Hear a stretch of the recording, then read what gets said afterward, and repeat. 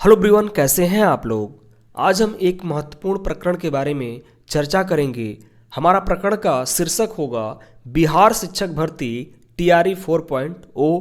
इसमें हम वर्ग 1 से लेके 5 तक के जो हमारे प्राथमिक विद्यालय है उसके न्यू सिलेबस और हमारे एग्जाम पैटर्न क्या होंगे, उसकी एलिजिबिलिटी क्या होगी, योग्यता क्या होगा, इसके बारे में हम लोग डिटेल में चर्चा करेंगे। वे बच्चे जो आपके प्राथमिक विद्यालय यानी कि बिहार के प्राथमिक विद्यालय में टीचर बनना चाहते हैं, जिनका क्राइटेरिया फुलफिल हो चुका है, वो लोग जो है इस वीडियो को देख सकते हैं और अपने आगामी जो भी आपके डाउट्स हैं उसको क्लियर कर सकते हैं। चलिए आते हैं। सबसे पहले हम लोग जानेंगे वर्ग 1 से 5 तक यानी प्राथमिक शिक्षक के लिए आपकी योग्यता क्या होगा, एलिजिबिलिटी क्या होगी। तो बिहार में आपके योग्यता के लिए 3 मेन क्राइटेरिया है जिसको आपको फुलफिल करना जरूरी होता है। अगर आप तीनों में कोई भी अगर आपके पास अगर डिग्री है, डिप्लोमा है, तो आप प्राइमरी शिक्षक के लिए आप एलिजिबल पात्र माने जाएंगे।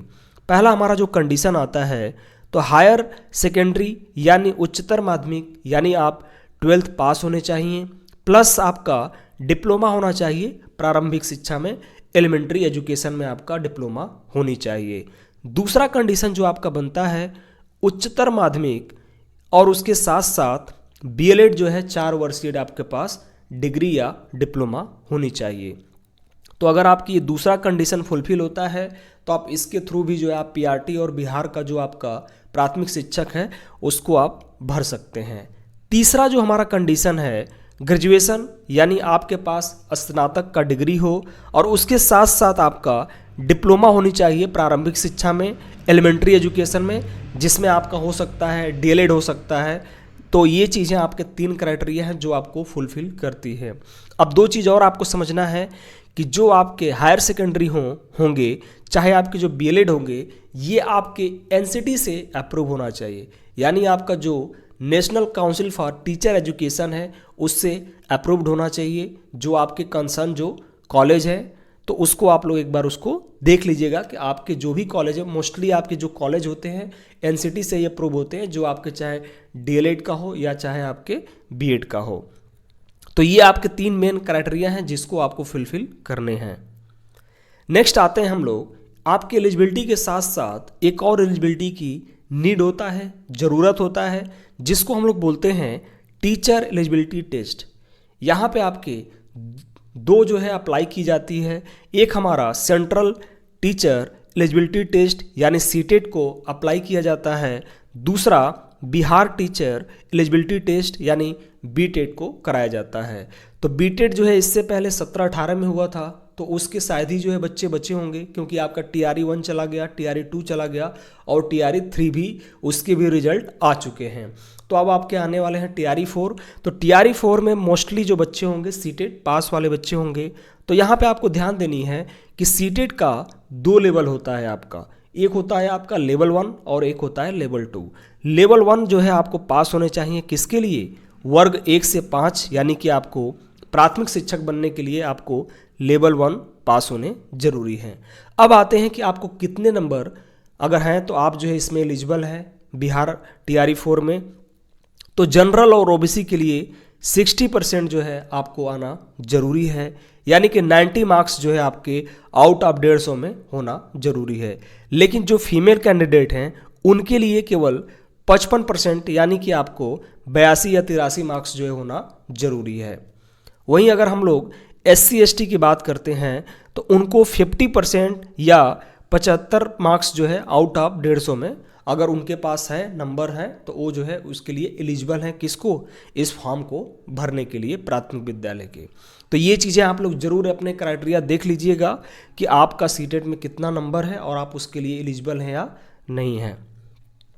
नेक्स्ट आते हैं, ये 2 बातें जो है आपके लिए जानना बहुत ज़रूरी है कि NIOS द्वारा 18 माह की डीएलएड डिग्री मान्य नहीं होगी, यानी कि जो आपके national institute of open schooling का जो कराता है, आपका NIOS कराता है 18 माह का जो DLED की डिग्री जो आपके दिल्ली वगैरह में देखने को मिलता है, तो उस डिग्री को यहाँ पे मान्य नहीं किया जा रहा है। इसको आप लोग ध्यान रखिएगा। इसलिए मैंने आपको बोला कि जो भी आपका डिग्री या कॉलेज है वो आपका NCT से अप्रूव हो, national council for teacher education से अप्रूव होनी चाहिए। दूसरा आपका जो नोट करने की बात है कि सीटेड अथवा बीटेड अपेयरिंग कैंडिडेट नॉट एलिजिबल। जैसे मान लीजिए कि अगर आपका अभी सीटेट का एग्जाम हुआ है और आपका टीआरई जो है, टीआरई का फॉर्म आ जाता है, तो टीआरई का फॉर्म में जो है आप उसको फॉर्म नहीं भर सकते क्योंकि आप अभी जो है सीटेट में क्या है, अपेयरिंग है, अभी आपका नंबर शो नहीं किया है, आपका स्कोर कार्ड नहीं आया है।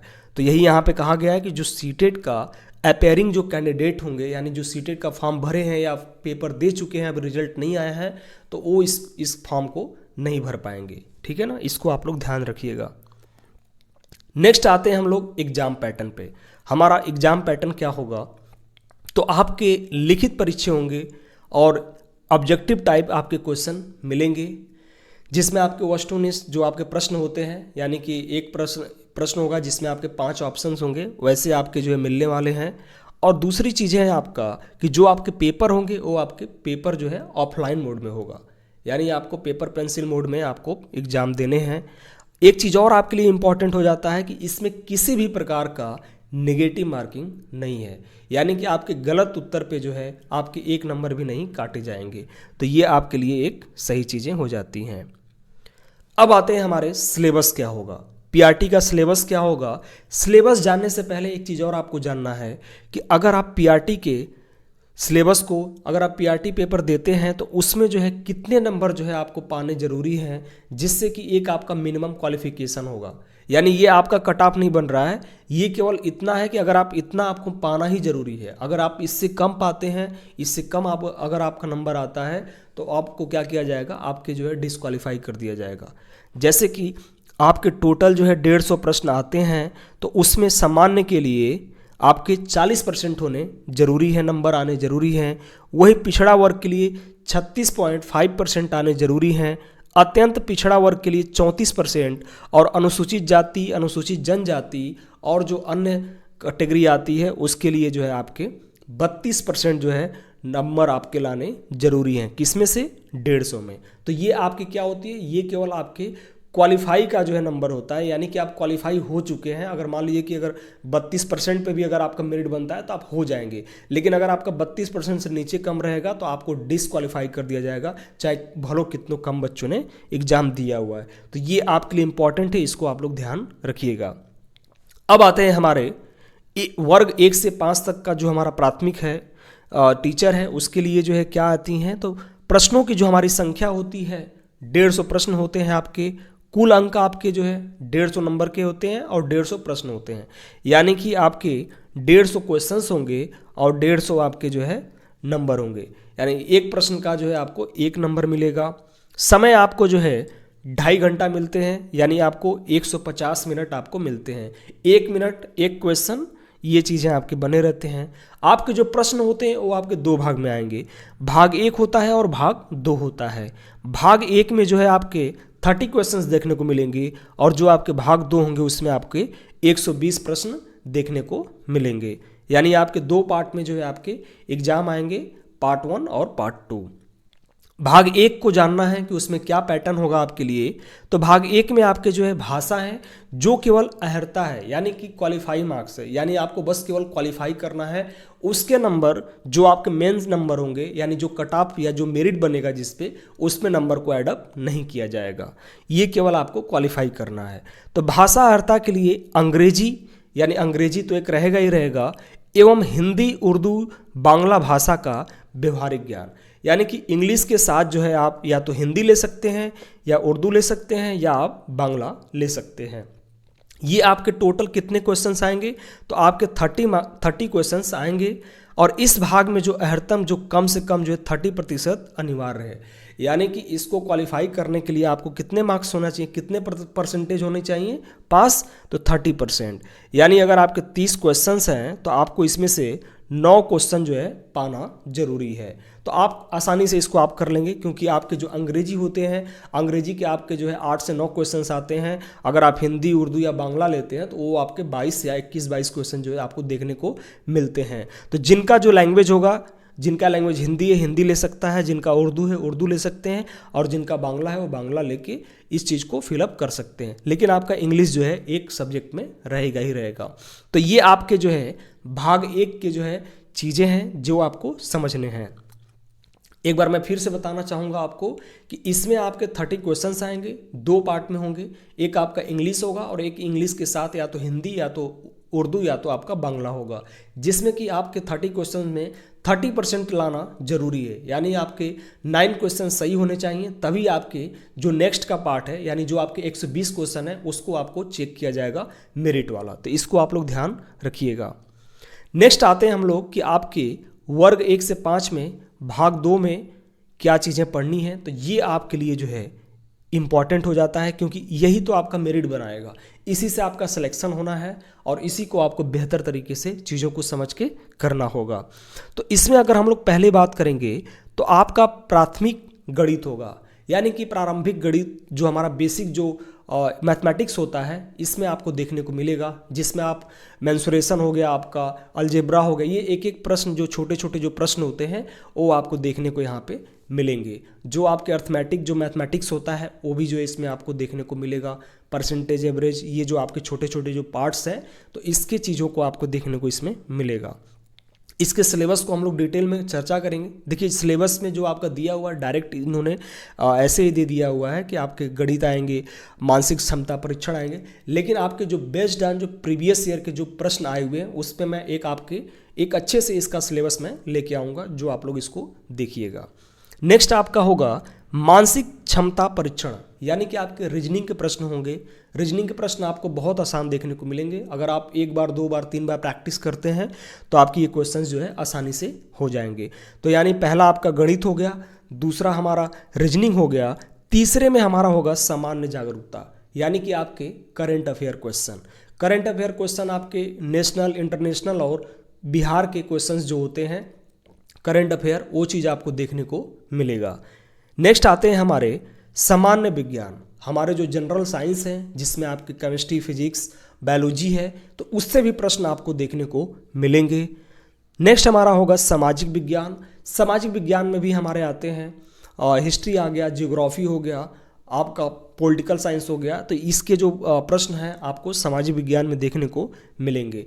और अलग से जो आपके नागरिक शास्त्र होते हैं उसको इन्होंने अलग से ही रखा हुआ है, जिसको इन्होंने दिया हुआ है भारतीय राष्ट्रीय आंदोलन। ये आपके लिए मोस्ट इंपॉर्टेंट हो जाता है, क्योंकि भारतीय राष्ट्रीय आंदोलन अलग से दिया हुआ है, तो इसको आपको डिटेल में समझना है, डिटेल में पढ़ना है, जिससे कि आप जो है मैक्सिमम क्वेश्चन को कर सकते हैं। लास्ट में जो हमारा होगा भूगोल और पर्यावरण शामिल है, जिसमें हम लोग इन्वायरमेंटल स्टडी जो पढ़ते हैं एलिजिबिलिटी में सीटेट में, तो यहीं पे आपका जो है पर्यावरण को भी जो है रखा गया है, इन्वायरमेंट को भी रखा गया है, जिससे कि आप समझ सकते हैं। तो ये आपके जो है वर्ग 1 के 5 तक के जो है आपके सिलेबस हैं, जो आपके मेरिट जो है बनाते हैं। ये आपके टोटल 120 क्वेश्चन आते हैं। इसमें आपके मिक्सअप क्वेश्चन होते हैं, यानी आपके कुछ क्वेश्चन कोई 15 नंबर, कोई 20 नंबर, ऐसे करके आपके क्वेश्चन देखने को मिलते हैं। तो ये आपके सिलेबस थे। नेक्स्ट और है कि आप सिलेबस कहाँ से कवर अप कर सकते हैं। तो SCRT और जो हमारे NCERT हैं उससे संबंधित जो है जो आपके बुक्स हैं उससे आप अपने सिलेबस को कवर अप कर सकते हैं। और इसका जो स्तर होगा जो पूछने का, ये थोड़ा सा एक लेवल जो है आपका ज़्यादा होता है। तो आप लोगों को अगर NCERT या SCRT से कवर अप करने हैं तो आप कम से कम जो है, अगर आप प्राइमरी के लिए देख रहे हैं तो आप कम से कम 8 तक के जो हमारी SCRT हो चाहे NCERT हो उसको देख सकते हैं, चाहे वो आपका साइंस का हो, चाहे आपके NCERT सोशल साइंस का हो या मैथमेटिक्स हो या जो भी आपके हो। तो इसके लिए मैं एक सिलेबस का जो आपको अलग से वीडियो में लेके आऊँगा कि उसमें कौन कौन से आपके बुक्स होंगे जिसको आप टैकल करके अच्छे से चीज़ों को देख सकते हैं और उसको समझ के एक बेहतर तरीके से आप इसको क्वालिफाई कर सकते हैं। यहाँ पे मैंने वही बताया है आपका कि जो भाषा है ये अर्ता होगी, भाषा 1 को केवल आपको क्वालिफाई करना है, और जो आपके भाग नंबर जो 2 है, जो इसमें आपके 120 क्वेश्चन आएंगे वो आपके मेरिट वाले होंगे। इसमें जो आपके क्वेश्चंस होंगे MCQ बेस्ड होंगे और इसमें किसी भी प्रकार का आपका नेगेटिव मार्किंग नहीं होगा। तो ये हमारे प्राथमिक जो शिक्षक है यानी वर्ग 1 से 5 तक का सिलेबस था, हमारे एग्ज़ाम पैटर्न था और हमारे एलिजिबिलिटी थी। तो मैंने बस एक तरीके से आपको चीज़ों को समझाया है कि आपका ये पैटर्न है जो कि इसको बहुत अच्छे तरीके से लेके चलना है, समझना है, जिससे कि आपको कहीं भी कभी भी जो है किसी भी तरीके से परेशानी या दिक्कत ना हो। नेक्स्ट हम जो है वर्ग 6 से 8 तक के जो आपके न्यू सिलेबस और एग्ज़ाम पैटर्न होंगे उसके बारे में चर्चा करेंगे। तो अगर आपको इसमें किसी भी प्रकार का कोई क्वेरी हो, कोई समस्या हो, कोई दिक्कत हो, तो आप लोग मुझे कमेंट में पिन करके पूछ सकते हैं। मैं आपके लिए हमेशा तैयार हूँ। धन्यवाद।